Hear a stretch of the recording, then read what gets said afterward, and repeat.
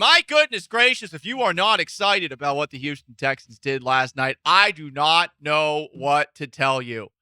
What did they do? They drafted CJ Stroud, second overall. They traded up to the number 3 pick with the Arizona Cardinals, and then they took Will Anderson, considered to be the best pass rusher in this year's draft by many. Sean, we were both at Valencia's Tex-Mex garage for the Texans draft. I think both of us went into it thinking, yeah, they're probably not going to take a quarterback. Not only did they take a quarterback, but they also took a pass rusher. And that trade came out of nowhere. Kind of felt like I was watching draft day again, but I'm feeling good. How feel you about your beloved Houston Texans? Me feel good about the Houston Texans. Yeah, we couldn't have been more wrong because we thought it was going to be kind of boring, and it was actually the most exciting thing that the Texans franchise has basically ever done. It really is. Because it really is just something they did from a movie. Now, is it the smart decision? Is it the right decision? Time will tell. But it was, for one night, it was fun.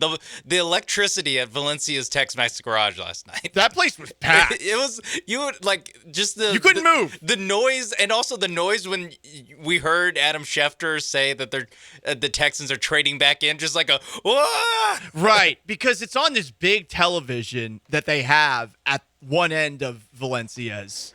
And all of a sudden, you just see this giant Adam Schefter excitedly yelling, "The Texans have traded up to the number 3 overall pick." And people started getting extremely excited. And the best part was, the night was done after that. You didn't have to wait for anything. The Texans got it all done. So for all those people who get mad at me bitching and moaning about baseball, not having a pitch clock until this past season, you're probably thinking, Paul, that was perfect for you. It was. I like it when things happen. Chip, chop, chip.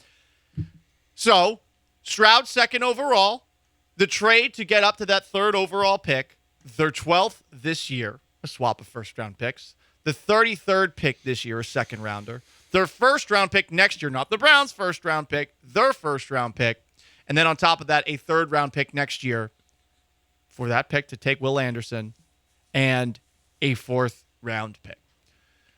Sean said something interesting just a moment ago that is something we're going to have to deal with in the near future. Was this a smart move? But I think for the next 24, 48, 72 hours, you are allowed to put that to the side if you were someone who loves this football team. Because, God, you've been down bad. Right? We've all been there before. We've all been down bad. But from being down bad, all of a sudden, you end up having a wonderful night and get lucky in a big way. I mean, not one, but 2.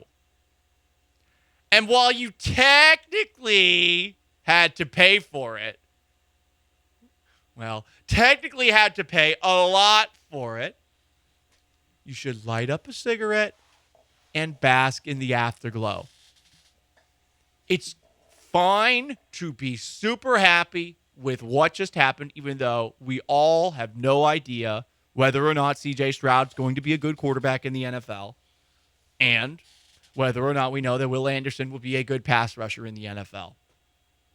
I don't care about what's next. I don't care about tomorrow. I don't care about thinking this through and wondering if there's a future here. All I care about is that they did this. And I would have been happy with them taking any quarterback. I like that on top of getting a quarterback that they got a linchpin for their defense. Because it is wholly void. Were you going to be able to find that guy with the 12th overall pick? Debatable. Some would argue you could have taken Lucas Van Ness, the defensive end out of Iowa. Others are going to argue you could have taken some of the other pass rushers out there. Maybe you sit around, you trade up later, not to 3, but to 7 to get Tyree Wilson instead of the Las Vegas Raiders. Tyree Wilson had some drip last night. But I'm looking at it from the right now. This ownership group needed to do something. And this isn't the best way to operate as an organization, but they had to do something to get people back in. And I would imagine, for the most part, the average person listening right now who cares about the Houston Texans is intrigued, if not excited. I think you should be excited. I'll take intrigued. I think they'll take intrigued too. And I get it. This was a lot to trade up to that spot. And in the words of Grand Moff Tarkin before the Death Star blew up, this had better work. It better work. Wait, what? When did he say that? Grand Moff Tarkin said that right before the Death Star descended upon Yavin 4. So Darth Vader basically let Princess Leia, Han Solo, Luke Skywalker escape because they knew that they were going to go to the Rebel base, and they put a tracking device on the Millennium Falcon, followed them to Yavin 4, and that's what Grand Moff Tarkin told Vader. This had better work. And then the Death Star blew up. Okay, didn't work. I don't love that. I don't love that imagery, but okay. Well, it's something you should have in the back of your mind. And who amongst us hasn't ESPN been down bad and got lucky and then woke up the next day wondering, is this good? Is there a future here? Is there anything more to this? Do I want to leave before the other person wakes up? Is it time for me to call an Uber? Am I about to walk of shame my way out of here? Like, that could happen. I'm not acting like this is a definitive success for the team. We have no idea, and we're probably not going to know for 2 to 3 years. But you got to be excited about it, right?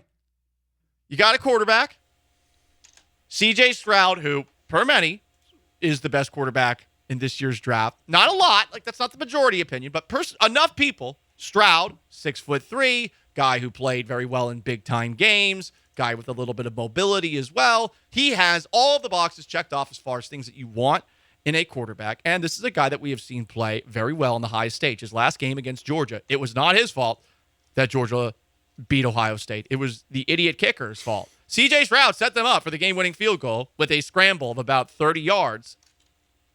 He had about 58 seconds to get Ohio State in field goal range. He got him in field goal range. He wasn't the reason they lost that game. And then on the other side of things, you got Will Anderson, who has been dominant since as a freshman. This was one of the first guys that Nick Saban let start as a linebacker as a freshman. In fact, he was the first.